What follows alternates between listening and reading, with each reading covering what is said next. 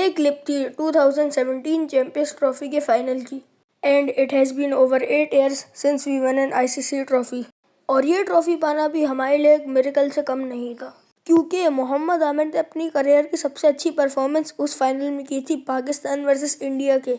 The bowling, the intent and the mentality, in 3 characteristics से मोहम्मद आमिर ने इतनी अच्छी बॉलिंग की थी। लेकिन इस ट्रॉफी को जीते हुए हमें 8 साल हो चुके हैं और अभी तक हमने टिल डेट कोई ट्रॉफी नहीं जीती है ICC की। और अब हम पाकिस्तान की करंट फॉर्म देखते हैं। करंटली पाकिस्तान ने 2025 की चैंपियंस ट्रॉफी में सिर्फ अभी तक 2 मैच खेले हुए हैं। न्यूजीलैंड के खिलाफ पहले मैच में ही पाकिस्तान 60 रन से हार गई थी और एक बहुत बड़ी डिफीट थी पाकिस्तान जैसी अच्छी टीम के लिए। And you can probably see by this clip कि पाकिस्तान की बैटिंग लाइनअप इतनी ख़राब थी कि मुश्किलों से 200 रन भी नहीं बने थे और उनकी 6 विकेटें गिर गई थी। और खुशदिल शाही एक पावर हिटर की जैसे रोल प्ले कर रहा था और वो ही वाहिद प्लेयर था जो अटैकिंग माइंडेड क्रिकेट खेल रहा था। और एक और मेन फैक्टर जिसकी वजह से हम वो दोनों मैच हारे थे, हमारी वीक बैटिंग लाइनअप का था कि प्लेयर्स या तो डिफेंसिव क्रिकेट खेल रहे थे या फिर आउट ऑफ फॉर्म थे। और तैयब ताहिर जो कि एशिया कप में one of the emerging players थे, उन्होंने एक सेंचुरी भी बनाई थी, लेकिन तब भी उनको नंबर 6 पे खिला रहा है, जबकि उनकी कंफर्टेबल पोजीशन और उनकी बेस्ट पोजीशन नंबर 4 है। खैर, न्यूजीलैंड के खिलाफ पाकिस्तान ने जो पहला मैच हारा है, उसके बाद फैंस भी कह रहे हैं कि अब पाकिस्तान का टूर्नामेंट ख़त्म हो चुका है, क्योंकि ऑलमोस्ट हर ICC टूर्नामेंट में पाकिस्तान पहले या दूसरे मैच तो आराम से हार जाती है, जिससे उनके क्वालिफिकेशन के चांसेस और टूर्नामेंट जीतने के चांसेस बहुत कम हो जाते हैं। खैर, इस पॉइंट को साइड में रखते हुए हम नेवरदलेस इंडिया से वापस हार गए हमेशा की तरह। पाकिस्तान हुआ बैटिंग फर्स्ट और इनका इतना बड़ा मेजर पॉइंट था जिसकी वजह से वो हारा था, वो था डिफेंसिव माइंडेड क्रिकेट।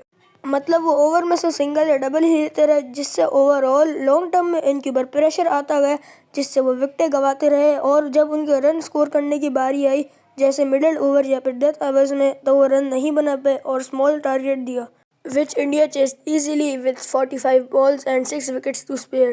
और इस इंसल्टिंग लॉस के अंदर विराट कोहली ने एक तो हमें हरा भी दिया और हमारे खिलाफ एक सेंचुरी बना दी, जिसने एक इम्पोर्टेंट रोल प्ले किया हमें हराने में। और ये हमारे लिए और भी डिसहार्टिंग था कि विराट कोहली अभी भी गुड फॉर्म में चल रहा है और इंडिया के लिए अभी भी एक वाइटल रोल प्ले कर रहा है उनके मैचेस जीतने में।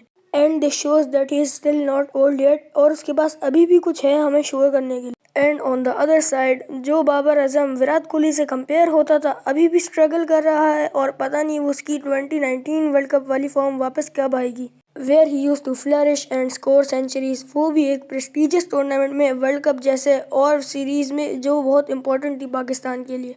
खैर, इस सब को साइड रखते हुए, जैसे सब लोगों को पता ही है कि टीम की सिलेक्शन बहुत बेकार हुई थी और out of form players like Imamul Haq और फ़हीम अशरफ को बुला लिया था टीम के अंदर, जिन्होंने किसी चीज़ में भी कंट्रीब्यूट नहीं किया सिवाय हरवाने के हमें। और जो नेचुरल और यंग टैलेंट से जैसे इरफान नियाजी और मोहम्मद हारिस, उनको टीम में नहीं लिया।